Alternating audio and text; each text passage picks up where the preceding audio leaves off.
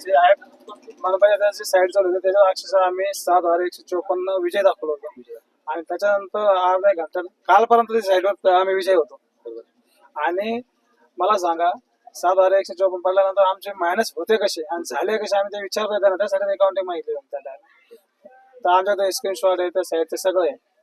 आता आम्ही कोर्टाच्या मार्फत सबमिट करणारच आहेत. बाकी आमचा पुढं चलाडा चालूच आहे. बघू शकता आज एक शहरामधलंच प्रकरण असं उघडीत आलंय, तर असे आणखी आपल्या छत्रपती संभाजीनगर शहरामध्ये बीजेपीच्या आमदार आहेत, मंत्री आहेत, तर यांनी असे कित्येक प्रकरण केले असतील जे की उघडीत नाही आले.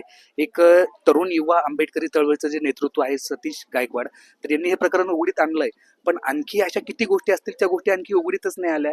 तर हा एक प्रकार म्हणजे हे हुकुमशाही चालू झाली का तुम्ही लोकशाहीचा गाळा दाबतायत? म्हणजे थेट तुम्हाला करायचं काय आहे? तुम्हाला जे आहे ते हे राज्य कुठल्या लेवलला घेऊन जायचं?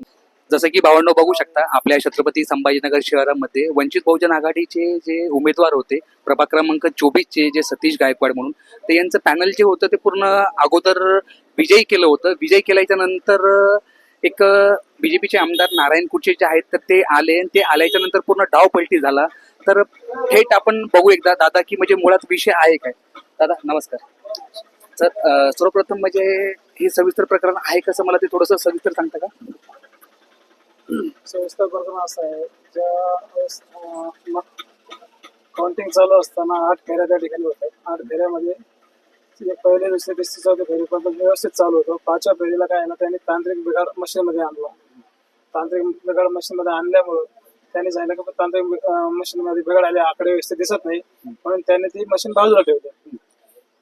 5वी फेरी. आणि त्याच्यानंतर त्यांनी काय केलं, पुढच्या फेऱ्या आपण गिरती चालू ठेवले. चालू असताना काय झालं, आपले लेट चांगले होते, आपलं सगळं चांगलं होतं. अक्षरशः त्यांचे उमेदवार आता फेरीला निघून सुद्धा गेले ते, म्हणजे तिथले जे त्यांचे प्रतिनिधी सगळे निघून गेले ते. आणि शासनाच्या पोर्टलमध्ये आपण विजय घोषितही झालो होतो. पण जेव्हा ते 5ची फेरी पेटी त्याने बाकी म्हणून सांगितले आणि त्याच्यात काय केलं, त्याने ते मशीनच चेंज करून टाकली. त्याच्यातली ते चिप होते, त्याने मशीन आकडे त्यांनी मशीन चेंज केली आणि त्याच्यात आपल्या कोणाचे प्रतिनिधी लोकांची सही पण सुद्धा घेतली नाही. त्यांनी काही त्यांना कल्पना दिली. त्यानंतर त्याने त्याची चिप काढली, दुसऱ्या मशीन मध्ये टाकली आणि तीच चिप होती त्याच्यातली होती का ही कल्पना नाही. कारण ते मशीन पाठीमागून त्या स्टोर रूम मधून आणत होते आणि ते मशीन तिथून आणून त्याने ती काउंटिंग दाखवली. आणि त्या बूथ मध्ये आम्हाला असं दाखवलं 21, 15, 17, 18, 9 आणि त्याला 400, 500 असे दाखवले. त्या पद्धतीने त्यांनी आमची हार केली. म्हणजे सरस. आणि त्याच्यानंतर 1-1.5 तासानं डबल आम्ही त्यांना रिकाउंटिंग सांगितली, बाबा असा विषय आहे, रिकाउंटिंग करा, ही मशीन आम्हाला मान्य नाहीये. त्याच्यात गदारोळ झाला.